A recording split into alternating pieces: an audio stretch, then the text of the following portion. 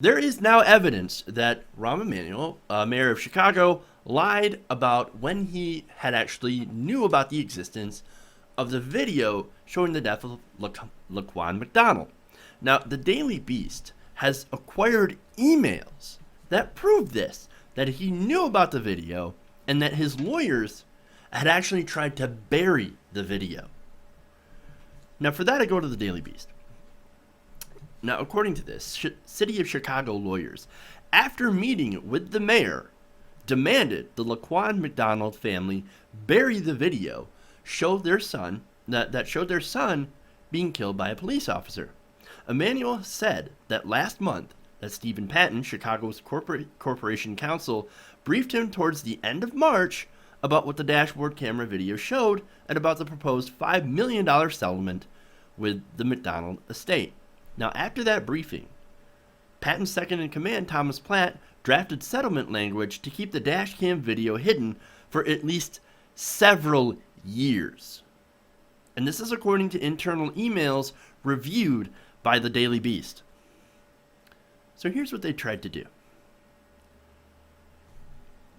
The demand said, the provision is drafted that we maintain the confidentiality of the materials, principally the dashcam video, until the criminal charges are concluded, which could be in effect for years.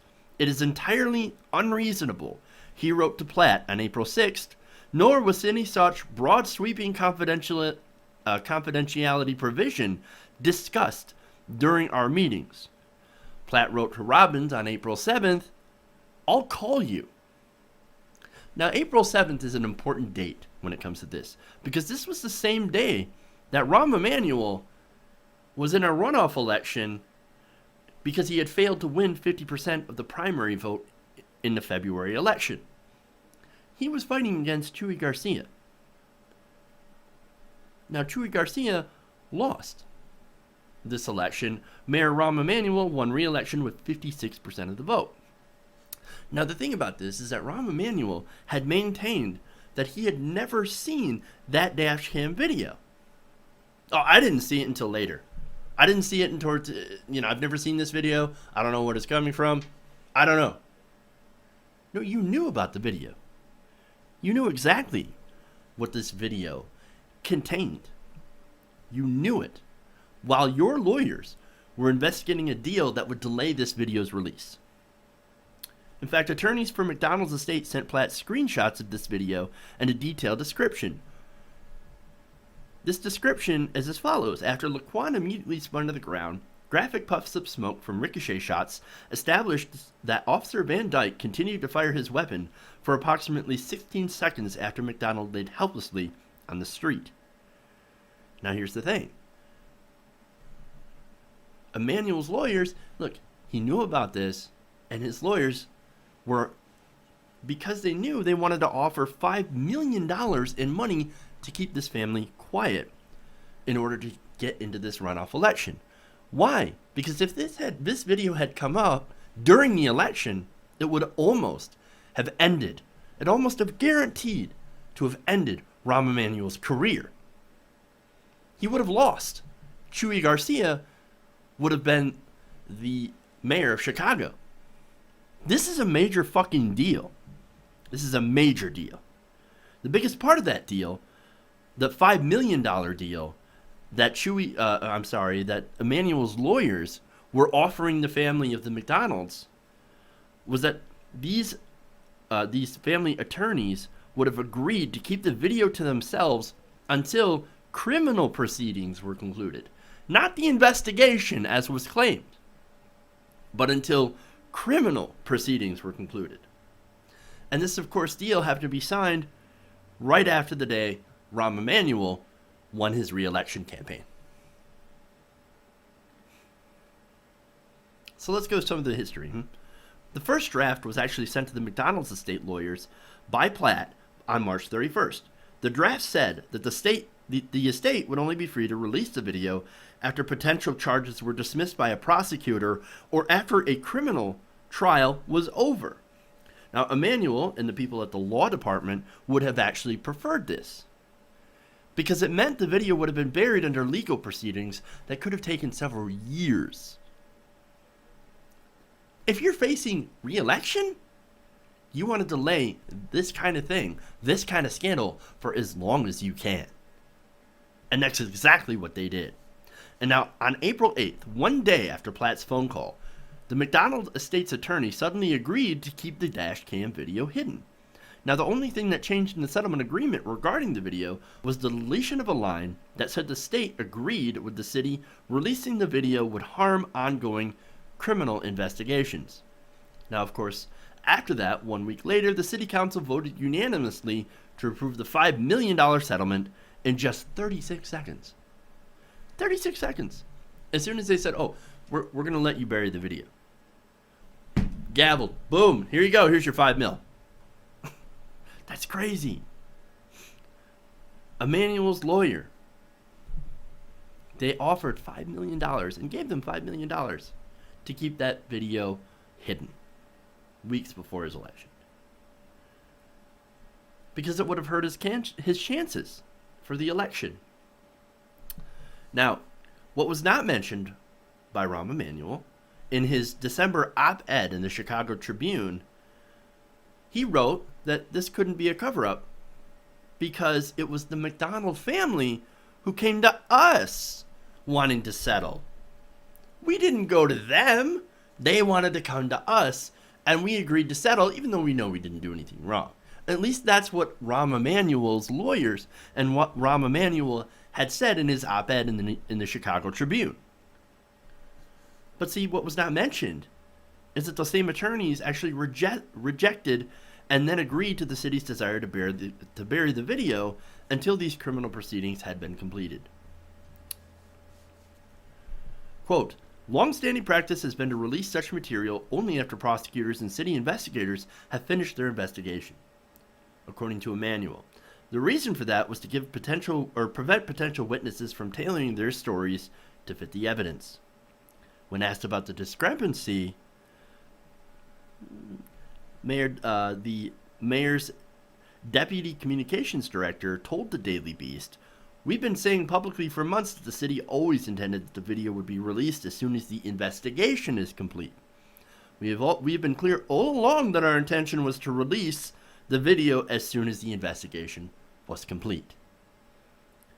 And Bill McCaffrey, a spokesman for the city's law department, also had said, since April of last year, the administration has said publicly that the city always intended to release the video as soon as the investigation was complete.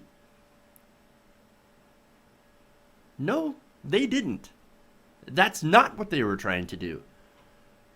Remember, they actually wanted to do it after the criminal proceedings. After there was either a release or an indictment. A dismissal of charges, or he was convicted. Not after the investigation. And the criminal proceedings would have taken a lot longer than the investigation. The investigation would have been done right around the time, ironically, or strangely enough, when Rahm Emanuel was going for re-election. Do you see how this works? If I'm understanding this correctly, then this is an absolute cover-up for political reasons. He knew. Now, the settlement agreement never required the McDonald family's attorneys to hold the video until an investigation was completed.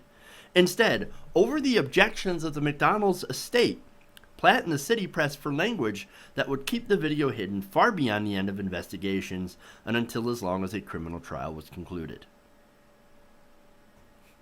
And not only that, that may be one of the worst parts, but there's more. See, not only did the email show the effort to cover up what really happened in the Laquan McDonald case and how it went all the way to the top of the Emanuel administration, they also show that the mayor's office was actually pulling strings at the Independent Police Review Authority. Now, wait a minute here. They've got independent in the name. But if the mayor is coordinating with this police review authority, well, they can come up with whatever they want, whatever results they want. In fact, a day after the settlement was approved, Emanuel's deputy communication director complained to his staff that an IPRA spokesman did not report to him before speaking to a New York Times reporter. This is from the email on April 15th. I found out a bit ago that IPRA's PIO talked to Monica Davey about the structure of IPRA and how they operate without checking in with me. And despite the fact that I already reached out to coordinate early in the day. This email is pretty important because it shows that Emanuel's office wasn't just keeping that information on the down low about McDonald's death, but was also controlling how the agency responsible for investigating these types of police killings, they were controlling how they speak to the press about its own process, about its own transparency.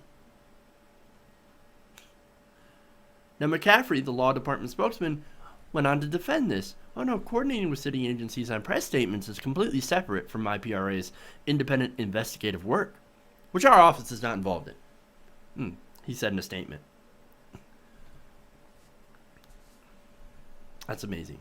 Emanuel told Chicago Tonight in a December interview that the system did not work in this situation because there was no transparency in the part of the law department, IPRA, or Emanuel's top communications staffers.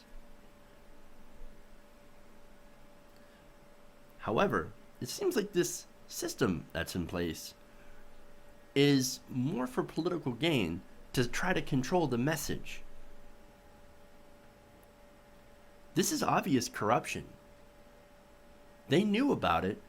They tried to hush the family to get them to bury the video, or the family's attorneys to get them to bury the video for years because of the fear that it would hurt his re-election campaign. This is obvious corruption. And this is another reason why Mayor Rahm Emanuel, he's got to go. He's not fit to be mayor of Chicago. He's not fit to be the mayor of Podunk, whatever town in Appalachia. He's not fit to be mayor anywhere.